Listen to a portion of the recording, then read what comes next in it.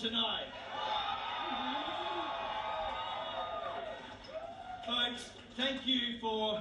We thought a little longer than we anticipated, but thank you for hanging in to see us tonight. Thanks for being here, supporting us. And tonight, ladies and gentlemen, Queensland has voted for a majority LNP government. No, not really. Not yet.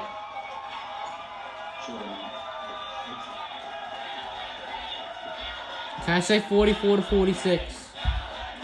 44 to 47, actually.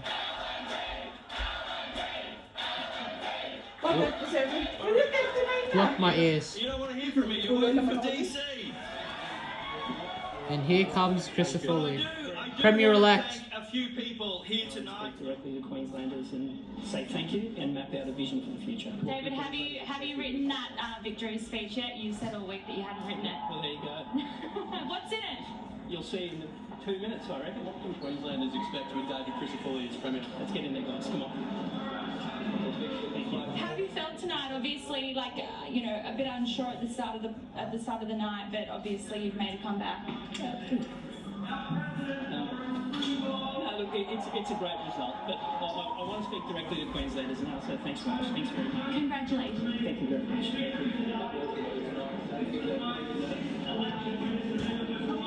So there you go, David Crisafulli, arraigned by the press as he makes his way into the room, and listen to the crowd once he gets in there. He might steal the thunder from Jared Blay here, I think. members of LNP He did Secretariat. confirm it was a victory speech, so he's going to claim victory. And the combined force of the LNP Secretariat with all the members of the opposition office, thank you. Thank you. Can I also thank the Kiwana team for voting me back in, ladies and gentlemen. Tonight, Queensland saw through Labor's lies and desperation. Okay, I doubt that. Tonight, we owe this victory to David Crisafulli. Bro, sounds like the deputy of a dictator. And before I get him up on stage, Like what he said. can I thank all the Kiwana volunteers who I've not seen tonight? My campaign director Nathan Rule and everybody, because without your support and without the support of my wife Sally and all our kids who are here today, this victory would not be possible, ladies and gentlemen. Tonight, Queenslanders voted for change. Tonight, Queenslanders voted for David Crisafulli.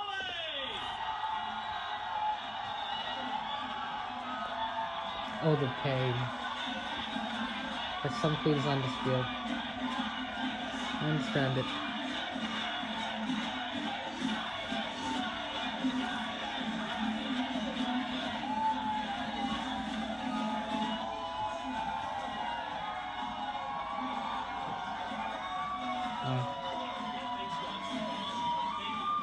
Thank you.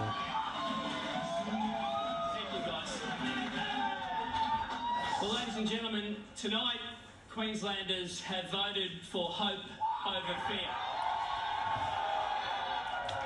Actually, that's still pretty honest. They have voted for a fresh start and they have voted for a majority LNP government. Not too certain. Disappointing. I want to start by thanking Premier Stephen Miles for his service as the Deputy Premier of this state and indeed as the Premier. And to think that a son of a factory worker could be the 40th Premier of this state tells you everything you need to know about how great Queensland is. Shout forward to first advice. Yes. And I want to thank Stephen and his wife Kim for their service to Queensland. I want to thank the members of his team who have lost their seat tonight. Politics is a really, really tough game, and it's the families who bear the scars of that. And tonight, to those members who have lost their seat, I wish them well in the future, and I certainly wish their families even better. Well, one of Crisafulli's colleagues had to. I've lived and I've worked at both ends of it, and I love every inch of it.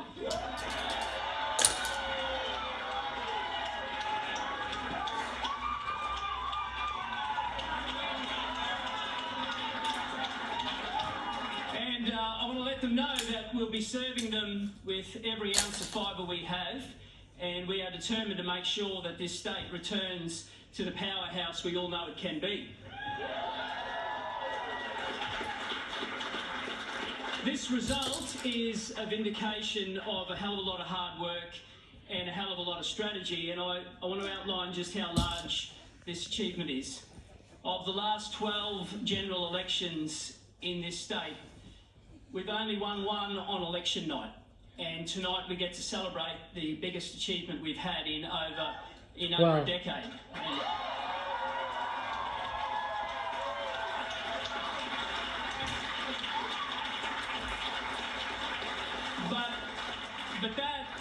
But that is not what is important about elections. Elections are about people, and it's about doing good for those who don't have a voice. And what history will show is that tonight was the turning corner of the youth crime crisis. And it'll be the turning corner to mean that there are fewer victims in this state, and by Christmas, adult crime, adult time will be law. Otherwise, you have to resign. And we're going to work on early intervention and rehabilitation with purpose to give kids the opportunity to turn their life around as well. Good strategy.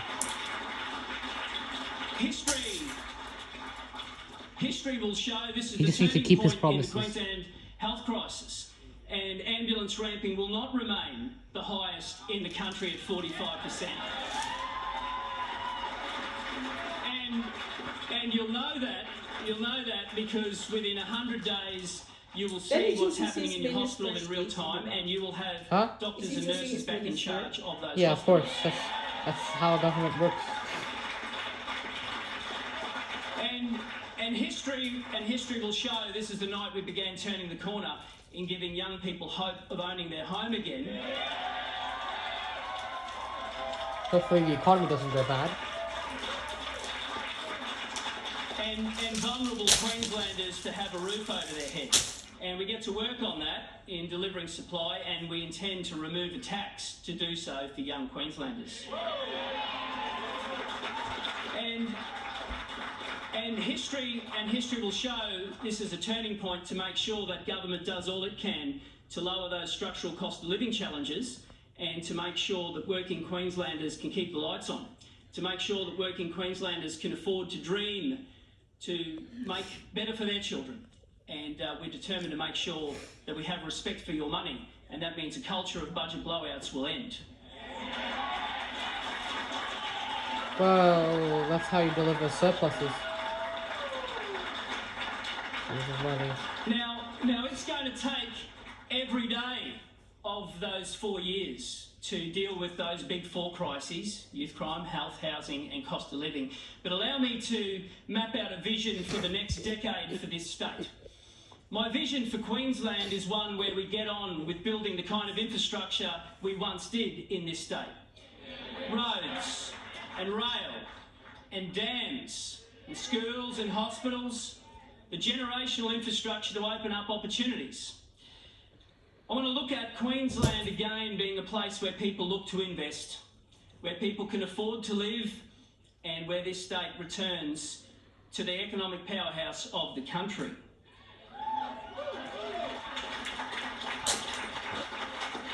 I want to see those in mining and agriculture and tourism look to invest here again.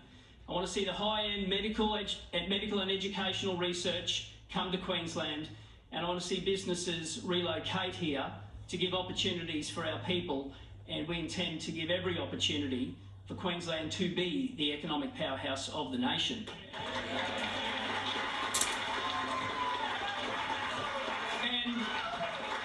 And in doing so,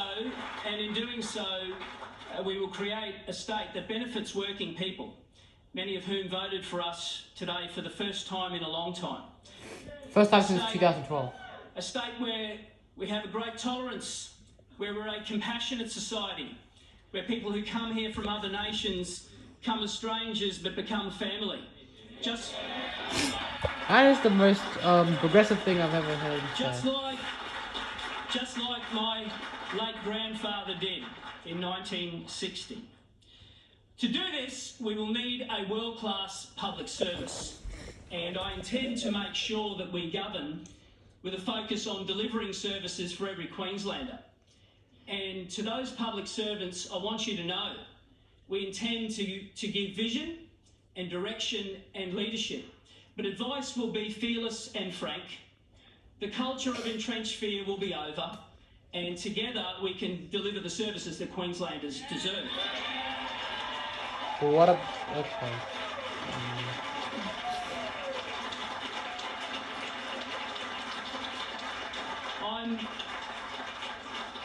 I'm mindful that many of those public servants and indeed Hey, other it's updated. Queenslanders may have not voted for us tonight and perhaps were distracted by a scare campaign. And to that I say, the good news for us as a political movement, but indeed a state, is that scare campaign won't be able to be run in 4 years' time.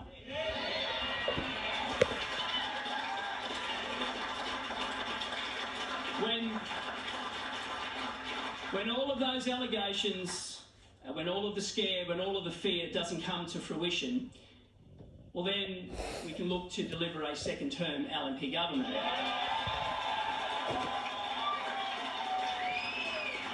No. Because friends, this isn't America. This isn't America. We don't pander to extremes. Labour is an extreme. We deliver extremely good outcomes for everyday people. Nice part. And now the part of the speech that I really want to deliver, and that's the thank yous to the people in this room and those watching at home. Firstly, to every single Queenslander, thanks for backing us. Thanks very much for backing us. No, everything's under that vote for your disappointment. To my team, the most loyal, tenacious, hard-working deputy leader you could ever hope. And he's going to make a fine deputy premier.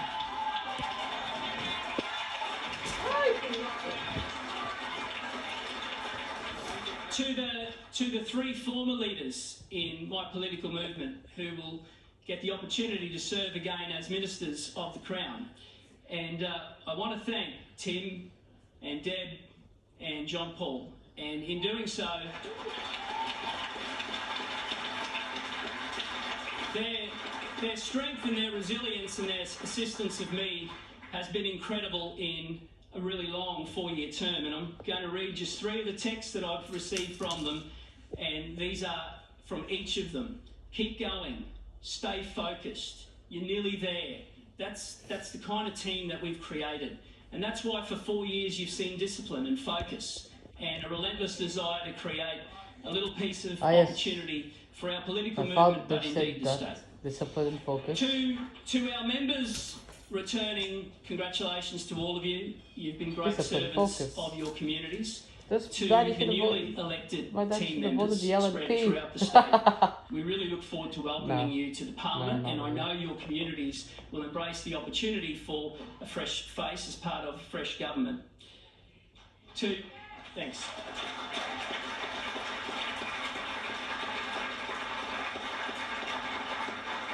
To one of the sharpest minds in politics, Ben Riley.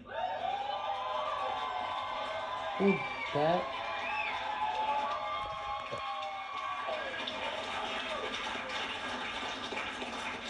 You've pulled off what we were told 4 years ago wasn't possible, and I want to thank you for delivering this result.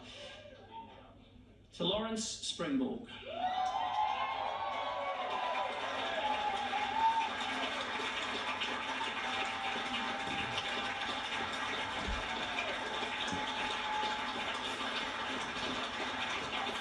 Well, you all know he's the father of this movement, but we wouldn't be here if he didn't answer a call 4 years ago. And we rang him and we asked him to bring his trademark calm and poise and grace. And the way, Lawrence, that you have enabled the relationship between the two arms of our movement has been something that I will forever be grateful, mate. You've given us a great opportunity.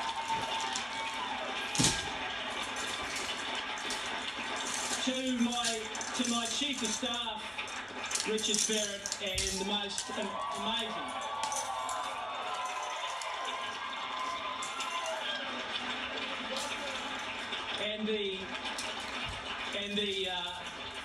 and the humble 23-person opposition office, many of whom came across on day one and took significant pay cuts to leave a job to come and join me on this journey.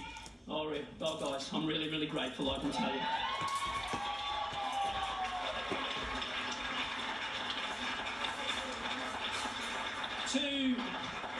To the people that keep the home fires burning, to Jen and Lisa in my electorate office, to Brett and the two Garys for what you do for my Broadwater community, and I want to thank immensely the people of Broadwater for their endorsement of me again. No one can do this job without being a local member, and I'm really, really grateful for that opportunity as well.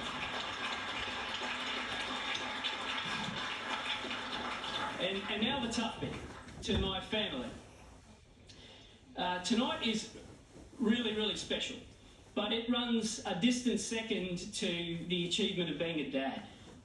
And we've Of course. and we've done a lot to shield our two girls from public life, and it's been really difficult for them as young women.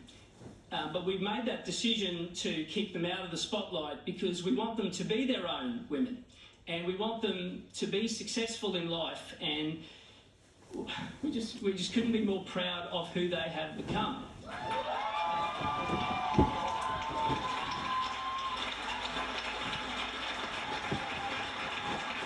Sadly,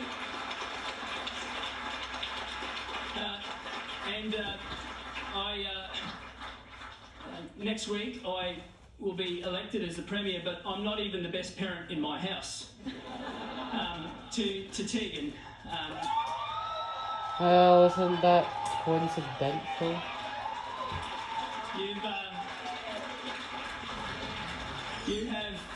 You have been on this journey with me for a lifetime, and like the girls, you're not as comfortable in front of the camera as you are behind it, and your support and what you have done for the family when I've been away, when you make sure that when I'm home, those special moments, you've kept me real, and I'm forever grateful.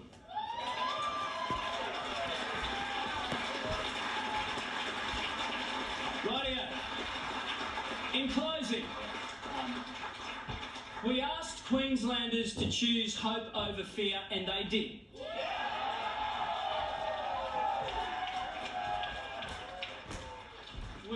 We asked Queenslanders to vote for a fresh start, and they did.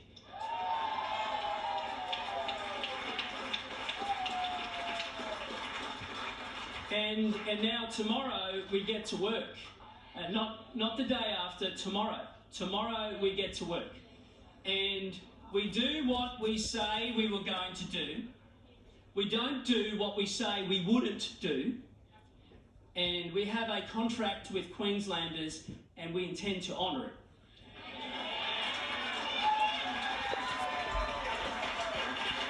And finally to the future. We haven't won back-to-back elections in this state since 1986. And you need to understand how important it is if you believe in the values of your political movement and you believe in the people of your state. It has to be about generational government. So we govern with humility and decency and vision and tenacity, and in doing so we get the opportunity to govern for a longer period of time. And if we get that opportunity, we can do great things for our party, for our kids, for our state.